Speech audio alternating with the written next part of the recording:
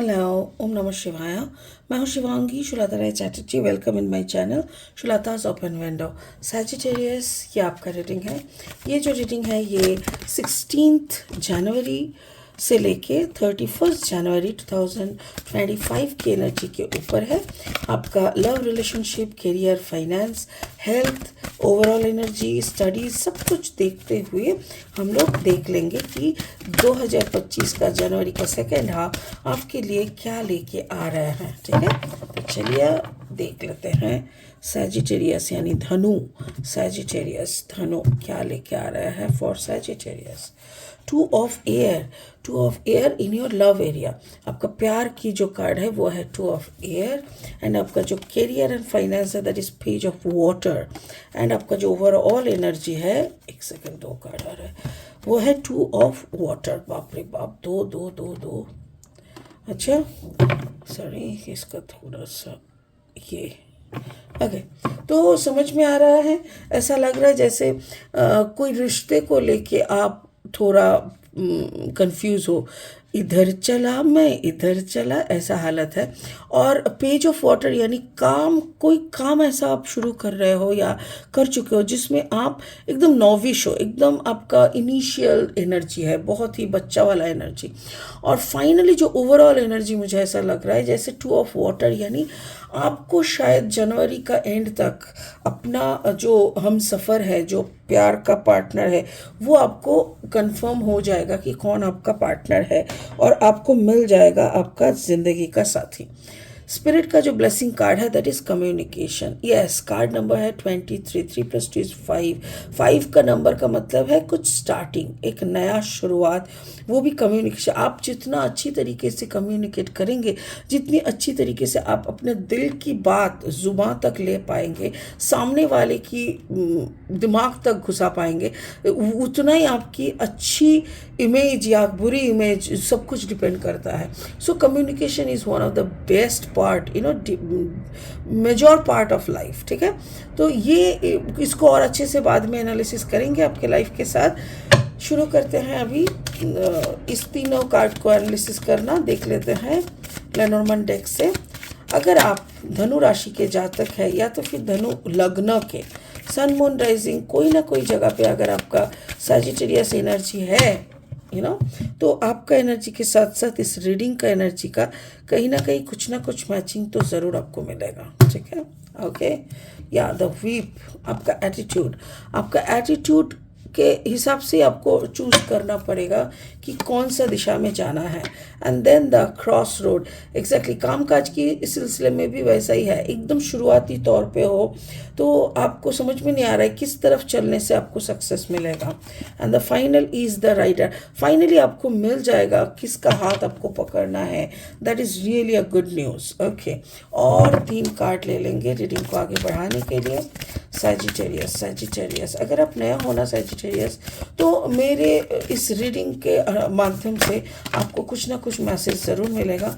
So please इस channel में अगर नए हो तो चैनल को सब्सक्राइब करना, बेल आइकन को ज़रूर दबा देना. और हाँ, अगर कंटेंट भी हेल्पफुल एंड यूज़फुल लगता है तो इसको ज़्यादा से ज़्यादा स्प्रेड कर देना, यानी वीडियोस को शेयर करना और एक लाइक ज़रूर दे देना. ठीक है सैजिटेरियस, आपका सपोर्ट मेरे लिए बहुत बड़ा हेल्प है. Thank you so much. Okay, ace of sword energy. Okay, ace of sword energy. And then the queen of wands energy. And then the death and rebirth energy. Okay, तो शुरू करते हैं आपका लव एरिया से. देखिए love में क्या है, टू ऑफ एयर, जो कि मैंने पहले ही आपको बोला कि आपकी ज़िंदगी में 2 इंसान है. हाँ, 2 इंसान है, पर आप कोई एक को फाइनल करके आगे बढ़ना चाह रहे हो. ठीक है, बट आप कंफ्यूज हो कि किसका हाथ पकड़े, किसके ऊपर हम फाइनली डिपेंड करें. वाओ, मतलब कौन मुझे वो सिक्योरिटी दे पाएगा जो सिक्योरिटी एक इंसान ज़िंदगी में ढूंढता है. और उसी में आप अपना एटीट्यूड में भी हो, ताकि आपकी तरफ से भी कोई गलत डिसीजन ना हो जाए. ठीक है, आप अपना 100% मतलब ऐसा होता है ना कि आप अपनी हर तरीके से सामने वाले की एग्जामिनेशन कर रहे हो ताकि कोई गलत किसी को आप उठा ना लो। दिमाग बहुत लगा रहे हो, ऑब्वियसली दिमाग से ही सोचना पड़ता है जब दोनों के बीच में एक को चॉइस करना होता है। बट मेरा एक बात है कि देखो, अगर आप इतना विचार करके कर रहे हो ना सजिटेरियस कि किसको चुने, इसको ना उसको, तो मेरे को ऐसा लगता है कि आप ये देख लेना कि कौन आपको सबसे ज़्यादा सर्विस दे रहा है, कौन आपको आपकी, देखो क्योंकि क्या होता है ना, ये अगर एक कंपटीशन है तो दोनों को अगर मालूम है कि it's a competition between them, तो वो दोनों ही अपना 100% देने की कोशिश करेंगे अगर आपको जीतना है उन दोनों को। तो यहाँ पे ऐसे इतना आसानी से नहीं मालूम पड़ेगा। बट अगर आप इन दोनों में से, दोनों के एटीट्यूड में किसी के एक में भी आपको सर्विस यानी आपको और सेवा देने का भाव दिखता है ना, तो आप उन्हीं को चॉइस करना, क्योंकि सेवा देना कंपटीशन में भी लोग कर नहीं पाते। सेवा एक अलग अलग लेवल का बात होता है। तो मेरे ख्याल से आप अगर अच्छे से ध्यान से देखिए, आंख बंद करके सोच रही है, ये लॉजिकल सोच नहीं है, ये स्पिरिचुअल सोच है। ये भी जानना चाह रहे हैं, जैसे आप जानना चाह रहे हो कि वो रोशनी, वो दिव्य रोशनी, हाँ वो स्पिरिचुअल हाई कॉन्शियसनेस किसको चूज करना चाह रहे हैं। सो आई थिंक जनवरी का महीना में आपको ये पता तो चल ही जाएगा कि किसके साथ आप अगले पूरा जिंदगी या पूरा साल बिताने वाले हो। ठीक है, आपका काम काज के बारे में देख लेते हैं। आपका करियर एंड फाइनेंस में मेरे ख्याल से आप कुछ नया शुरू किए हो सकता है कि कोई नया बिजनेस आपने चालू किया है, हो सकता है कि जो भी आप कर रहे हो ना उसमें, जैसे पहले आप पकड़ लेते हैं कि पहले आपका बुक स्टॉल था, ठीक है फॉर एन एग्जांपल, और अब बुक स्टॉल में आपका बुक स्टॉल का जो बिजनेस होता है, कैसे किताब का लाना, कैसे एडिटर लोगों से बात, कैसा कैसा क्या है पूरा आपको मालूम है। अचानक से आपको ये बिजनेस किसी आपके भाई को देके आपको कुछ पैसा मिला और आपको कुछ और पहले से शुरू करना पड़ेगा। अभी आपको मालूम है कि मार्केट में वो दुकान जैसे मैंने चला दिया, अभी अगर हम बुक स्टोर करेंगे तो वो नहीं चलेगा। तो now you want to start something new. अभी आपने क्या किया, एक रेस्टोरेंट खोला। तो रेस्टोरेंट बिजनेस में आपको जानकारी के तौर पे कुछ भी नहीं मालूम। सो उस चीज़ को आप कैसे हैंडल करोगे वो दिख रहा है। जब आपको कभी लग रहा है कि आप बहुत कंफ्यूज हो, आपको लग रहा है कि आप नए हो, आपके सामने 2-3 ऑप्शन अचानक से आ जाएंगे, आपको लगेगा अभी मुझे बाजार करने जाना है, उसी के साथ साथ लगेगा अरे अभी मुझे एडवर्टाइजमेंट करना है, उसी के साथ साथ आपको लगेगा अब तो मुझे कुक ढूंढने जाना है।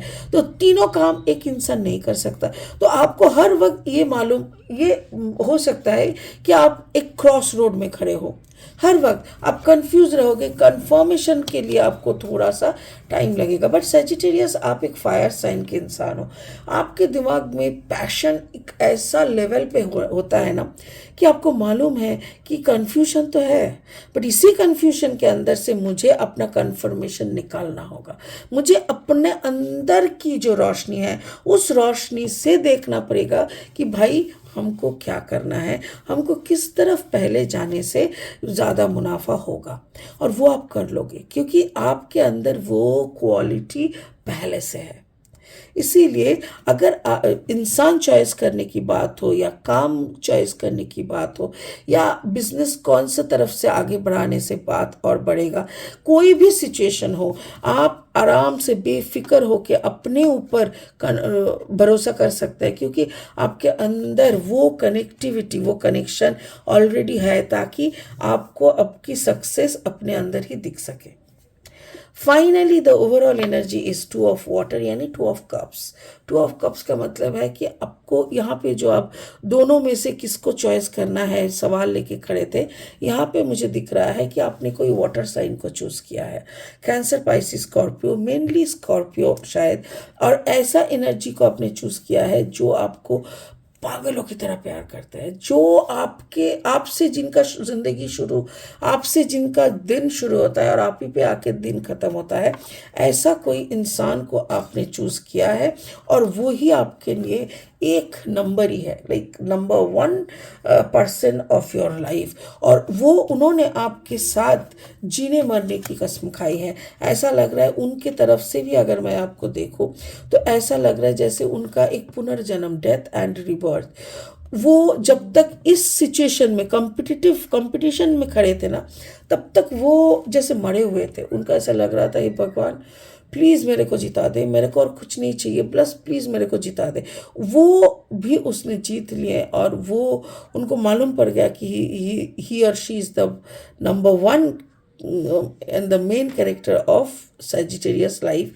तो ये जानने के बाद उनको थोड़ा शांति मिला है। तो ओवरऑल एनर्जी मुझे ये समझ में आ गया कि आप फाइनली चॉइस कर पाओगे कि आपकी ज़िंदगी का पार्टनर, आपका सोलमेट कौन है, और उसी के साथ आप ज़िंदगी का एक रीबर्थ वाला, यानी एक सेकंड एपिसोड आप चालू करोगे। तो स्पिरिट का ब्लेसिंग कार्ड वही है कि कम्युनिकेशन।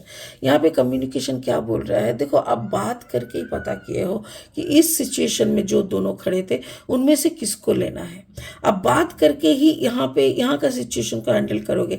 अपना बिजनेस को, अपना काम को, नया ज्वाइन होना काम को आप हैंडल करोगे। आप सब जगह, काम बोलो, रिश्ते बोलो, हर जगह पे आपने सिर्फ और सिर्फ कम्युनिकेशन, यानी आपके बातों के बदौलत अपनी जीत हासिल किए हैं। तो स्पिरिट का भी ब्लेसिंग वही है कि आप अगर कोई काम ऐसा करते हो, कोई ऐसा प्रोफेशन में जाते हो जहाँ पे आपका